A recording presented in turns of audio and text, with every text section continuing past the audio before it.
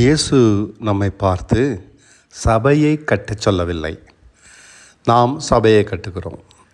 பாதாளம் மேற்கொள்ளாத சபையை நானே கட்டுவேன் என்றார் அவர். நம்மால் அப்படிப்பட்ட சபையை கட்ட முடியாது. கல்லினாலும் சிமெண்டினாலும் தான் நம்மால் சபையை கட்ட முடியும். நாம் கட்டுகிற இந்த சபை பாதாளம் மேற்கொள்ள முடியாத சபை அல்ல. அதாவது இது கிறிஸ்துவின் சபை அல்ல. கிறிஸ்துவின் சபையை அவரால் தான் கட்ட முடியும். அதைத்தான் பாதாளம் மேற்கொள்ள முடியாது. மேலும் இயேசு நம்மை பார்த்து என்னை பின்பற்றி வாருங்கள் என்றார்.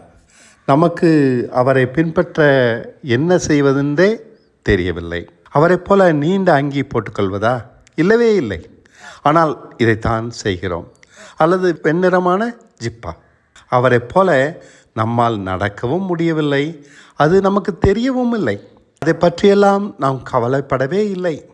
மாதம் பிறக்காதா, நமக்கு சம்பளம் வராதா என்பதே நம் கவலை.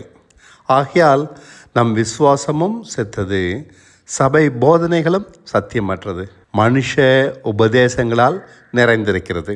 நமக்கு பாதாளத்தை மேற்கொண்ட வாழ்க்கையை அடைவது எப்படி என்று தெரியவில்லை. நம் எதிரி யார், அவனை எப்படி மேற்கொள்ள வேண்டும் என்பது கூட தெரியவில்லை. இந்த நிலையில் நமக்குள் பிரிவினைகள் வேறு, போதனை சண்டைகள் அதற்கு முடிவில்லை. எப்படி தேவனுடைய ஆசீர்வாதத்தை அடைவதென்று புரியாமல் தவிக்கிறோம். பிசாசை குறித்த பயம் வேறு, அதற்காக அமாவாசை ஜபம். நாம் முதலாவது கிறிஸ்துவை எப்படி பின்பற்றுவதென்று கற்றுக்கொள்வோம். உண்மையாக நாம் கிறிஸ்துவை பின்பற்றினால், ஆம் உண்மையாக, அதுவே பாதாளம் மேற்கொள்ள முடியாதவர்களாக நம்மை மாற்றும். இருளின் ஆதிக்கம் தானாக அழியும். நாம் அப்போது ஜெயிக்கிறவர்களாக இருப்போம். ஆமாம், எப்போதும் ஜெயிக்கிறவர்களாக இருப்போம், வெளிச்சத்தின் பிள்ளைகளாக.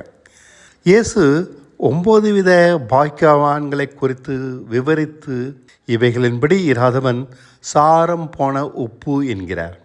அதாவது இவைகளை கைக்கொள்ளாதவன் காலின் கீழே மிதிக்கப்படுவதற்குத்தான் சமம் அவன் தகுதி என்று சொல்கிறார். மேலும் அநேக கற்பனைகளையும் கட்டளைகளையும் கொடுத்து, இந்த கற்பனைகளில் சிறிதான ஒன்றையாகிலும் மீறாமல் நடக்கிறவன் எவனோ, ஆமாம், சிறிதான ஒன்றையாகிலும் மீறாமல் நடக்கிறவன் எவனோ அவன் பரலோகத்தில் பெரியவனாக இருப்பான் என்றார். அதாவது அவனை பாதாளம் மேற்கொள்ளாது. இவனே அவர் நடந்தது போல தானும் நடந்து அவரை பின்பற்றுகிறான். இவனே கிறிஸ்துவின் ஆளுகைக்கு உட்பட்டவனாக அவருடைய சரீரமாகிய சபையாக மாறுகிறான்.